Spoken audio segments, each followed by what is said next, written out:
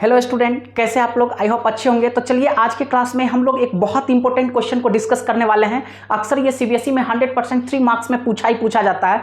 तो क्वेश्चन ये पूछा जाता है कि why Newton second law of motion is considered as real law of motion. या इसी क्वेश्चन को ऐसे भी पूछ सकता है कि न्यूटन के सेकंड लॉ ऑफ मोशन को हम लोग रियल लॉ ऑफ मोशन क्यों कहते हैं। तो इसका मैंने बहुत अच्छे से आज एक्सप्लेन करके आपको समझाऊंगा, बिल्कुल आपका कॉन्सेप्ट क्लियर हो जाएगा।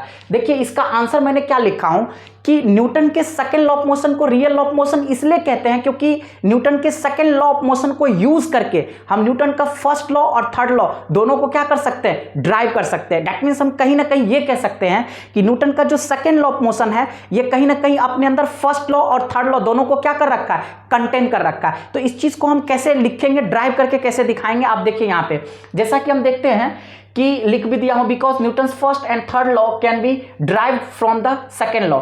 First law from second law, second law को यूज करके हम न्यूटन के फर्स्ट लॉ को कैसे फाइंड आउट करेंगे? वेरी सिंपल, आप जानते हो according to Newton second law of motion क्या होता है, force is equal to mass into acceleration. लेकिन in the absence of force, अगर हम किसी बॉडी के ऊपर फोर्स ही नहीं अप्लाई करेंगे तो ऑब्वियसली उस बॉडी का एक्सेलरेशन क्या हो जाएगा, जीरो, यानी कि उसके ऊपर फोर्स भी क्या हो जाएगा, जीरो। लेकिन किसी भी बॉडी का मास कभी भी जीरो नहीं हो सकता। वही मैंने यहां पे दिखाया हूं कि इन the absence of F, when f 0 then acceleration 0, mass into acceleration भी 0, that means force 0 हो जाएगा। बट मास किसी भी बॉडी का कभी भी 0 नहीं हो सकता। तो इससे ये जस्टिफाई हो गया कि अगर किसी बॉडी के ऊपर कोई फोर्स ही नहीं लगेगा तो उसके पास कोई एक्सेलरेशन नहीं होगा। That means no force no acceleration.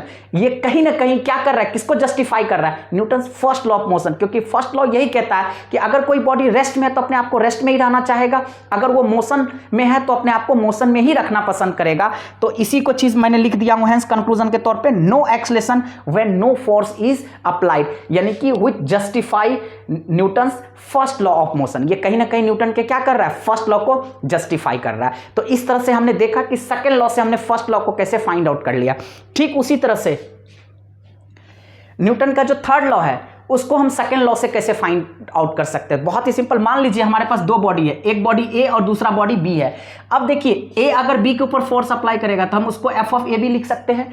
ठीक उसी तरह से अगर बी ए पे अप्लाई करेगा तो उसको हम लोग एफ ऑफ बी ए भी लिख सकते हैं। यानी कि कहीं ना कहीं अगर देखा जाए तो अगर मैं ए बी को एक्शन मान रहा हूं, force applied by A on B को अगर मैं एक्शन मानूंगा तो force applied by B on A को हम क्या मान लेंगे, रिएक्शन मान लेंगे। बहुत ही सिंपल, यानी कि ये एक्शन हो गया तो ये हमारे पास रिएक्शन हो गया। और आप जानते हो न्यूटन का सेकंड लॉ ऑफ मोशन किसको एक्सप्लेन कर रहा है, फोर्स को। और फोर्स क्या होता है, rate of change of momentum, यानी कि हम एफ इज इक्वल टू क्या लिख सकते हैं, डीपी बाय डी। बहुत ही सिंपल, एक्शन हमारे पास क्या है, force applied by A on B को हम क्या लिख सकते हैं, डीपी ए अपॉन में dt। उसी तरह से रिएक्शन फोर्स हमारे पास क्या हो जाएगा, जिसको मैं लिख सकता हूं F of B is equal to DP B upon में dt।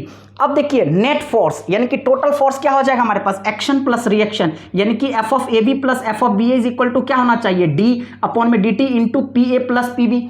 ऑब्वियसली अगर हमने माना कि बट वेन, अगर हमने एक्सटर्नल फोर्स को क्या कर दिया, जीरो, यानी कि अगर F of A B plus F of B अगर हमारे पास जीरो आ गया तो ऑब्वियसली देन ये जो मोमेंटम का सम है वो भी हमारे पास क्या आ जाएगा, जीरो, यानी कि डी अपॉन में D T P A plus P B भी हमारे पास क्या आ जाएगा, जीरो। तो कहीं ना कहीं F of A B plus F of B A अगर जीरो हो गया हमारे पास तो हम F of A B is equal to क्या लिख सकते हैं, minus F of B A. यानी कि आप देखिए अगर ये एक्शन है तो ये हमारे पास क्या है, रिएक्शन। यहां पे माइनस किसको शो कर रहा है, डायरेक्शन, यानी कि नेचर को शो कर रहा है। एक्शन का हमेशा अपोजिट क्या होगा, रिएक्शन। तो ये किसको जस्टिफाई कर रहा है, Newton third law of motion को। तो कहीं ना कहीं हमने यहां पे न्यूटन का थर्ड लॉ ऑफ मोशन को भी किससे फाइंड आउट कर लिया, सेकंड लॉ के कॉन्सेप्ट को यूज करके।